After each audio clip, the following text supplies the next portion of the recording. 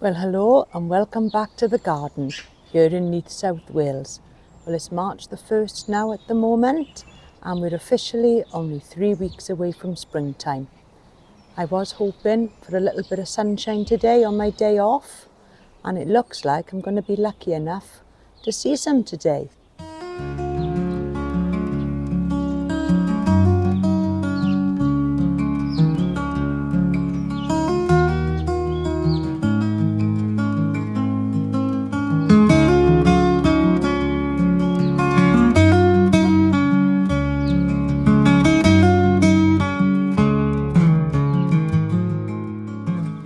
March the 1st means it's St David's Day in Wales today, so happy St David's Day to everybody. We didn't quite get to see the daffodils bloom in time, but hopefully we'll have some yellow blooms soon. It has rained so much in the last week that I've been totally unable to get out into the garden, and by the time I get home from work in the evenings it's dark, so it's totally out of the question. But today I've got a day off and I wanted to have a look around and see what growth we've got in the garden. It's lovely to see a little bit of winter sunshine poking through the clouds every now and again. And the birds are out, enjoying their time in the garden. There is a large corner down the bottom of the garden that I need to fill up with something that's easy growing, as it's underneath some conifer trees, and something that'll grow quite large. So I went out this morning to see what I could find. And I come back from Zoa's garden centre with a new Mahonia. This is a Mahonia Charity. It will grow to 4 metres tall, which will be ideal for putting in a spot really in the corner of the garden where I'll hardly need to prune it, I hope, and I can just leave it to get on with what it wants to do. It's a really lovely looking shrub and it's got really spiky leaves and lots of berries on it at the moment. And apparently this flowers in winter, when there's not an awful lot else going on in the garden. So I think it'll be lovely in its new spot.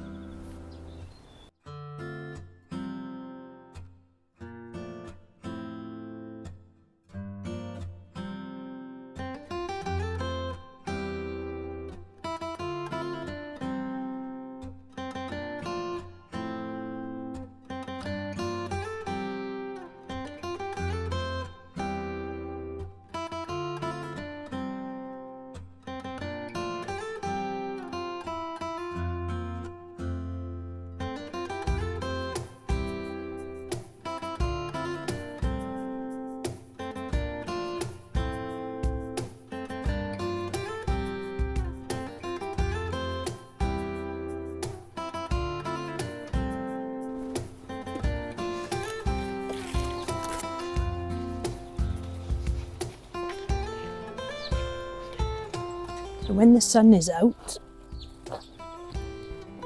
it's really warm in the garden. So I have started digging a hole and I've added into this some compost with some John Innes added, and that should be big enough.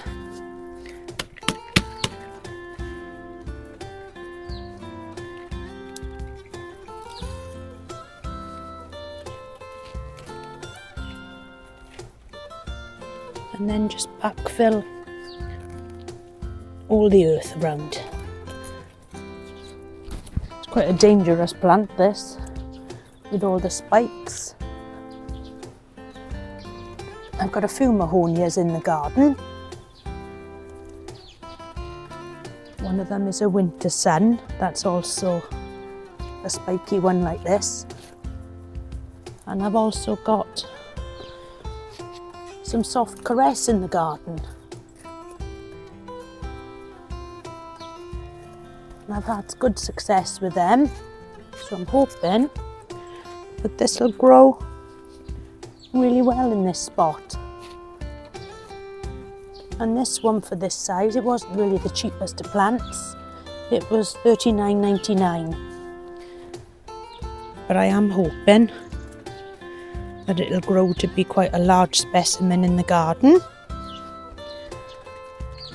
Just give it a firm in with my foot. And then I should get plenty of plant for the money.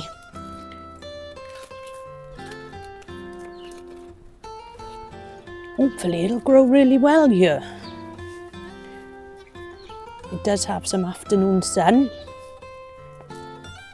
And it also spends a bit of time in the shade as well, so it's got the best of both worlds here. Should really have put my gloves on. But there we are, just give it a bit of a watering in.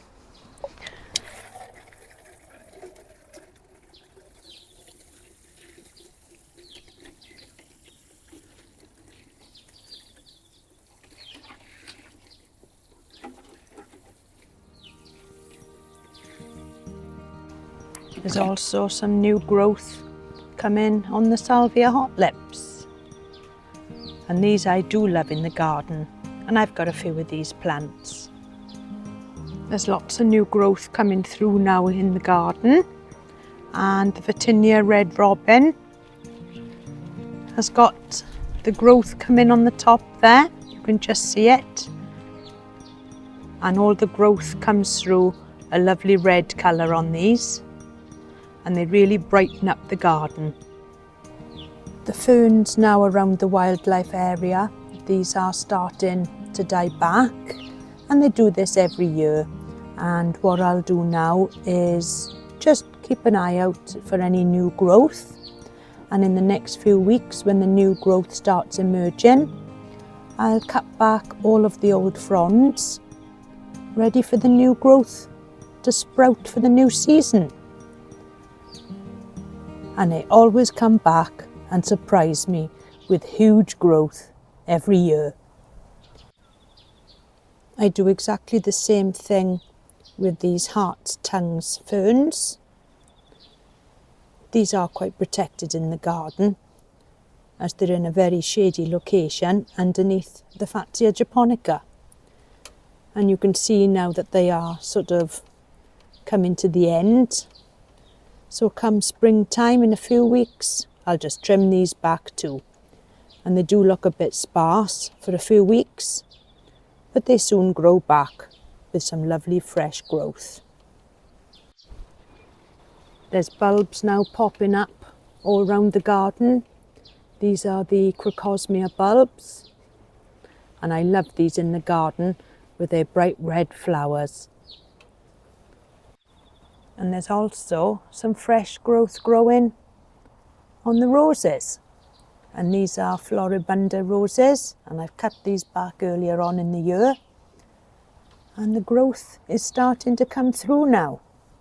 So I'll keep an eye on them, and in the next few weeks I'll just give them a little bit of rose feed, just to help them on their way.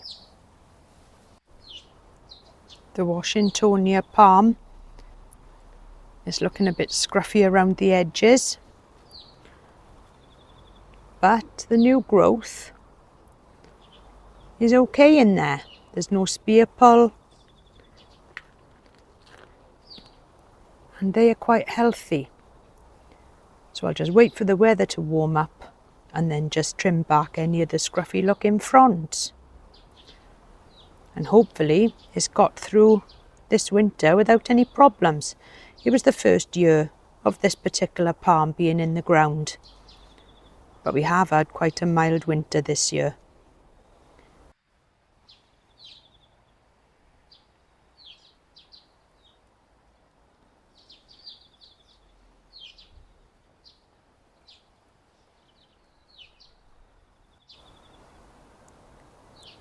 And with these warmer days, the Tetrapanax is starting to grow. It's a bit early in the year, but there's definitely something going on there. And all the hellebores now are flowering their little socks off.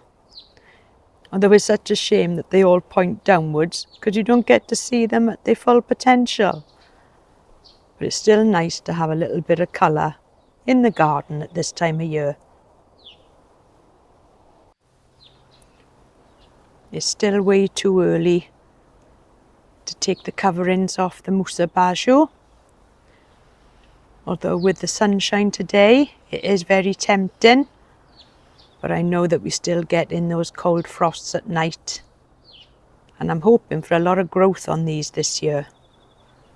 Fingers crossed. This is the stem of the largest banana that we've got.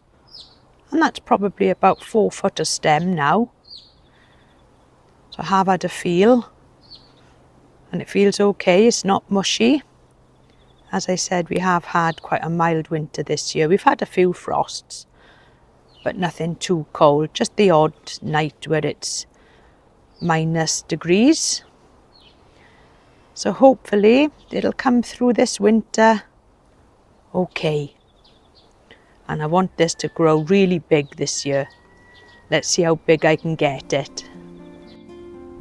I bought some larger pots too this week. And the plan is this yucca here is done quite well in the greenhouse, but I want to repot it into a larger pot. Mainly because this yucca is in just normal compost and I want to incorporate some grit in with the compost for better drainage. So when the weather warms up, that's a job that needs doing. And also when I came into the greenhouse this morning, the smell is absolutely fantastic in here. And that's because these hyacinths have bloomed. And these are hyacinth woodstock. The scent on these is absolutely fantastic. And you can smell it as soon as you step inside here. I've never had these plants before. But what a scent. And I'll definitely be buying these again. I also want to repot this little dwarf palm tree.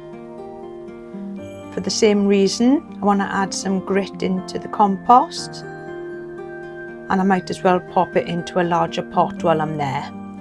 But these pots that I've already got the plants in, oh, the sun has come out now. And that's lovely in the garden. They won't be wasted because I'm going to put my dahlias into them. But everything now is growing lovely. And it's 26 degrees inside the greenhouse today. I'm still waiting for this opener to open. Nothing yet. Tony has seen it open. But I haven't. So maybe today, if the sun stays out, I'll get to see it open. The birds are still visiting daily to the bird table, but I haven't seen Cyril the squirrel since. Maybe he'll put an appearance in today. I've got my grit and my compost all ready for my repotting. But it's still a little bit chilly out here yet to spend an awful lot of time. But I will get it done. And I've taken off the top covering just to give the tree fern a little bit of an airing. And I've checked inside and there's definitely some fronds in there. So that's also good news for the garden this year. I also bought myself a great little tool this week, which is an expandable rake. I didn't know you could buy these until I saw somebody else using one on their gardening channel. And all it is, the handle is expandable and there's a little lever which makes the rake go as wide or as narrow as you want. And it's just a wonderful tool just for getting in between all of this plants, and I got a feeling I'll use this quite a bit down the bottom border of the garden. Wonderful tool, and only $5.99.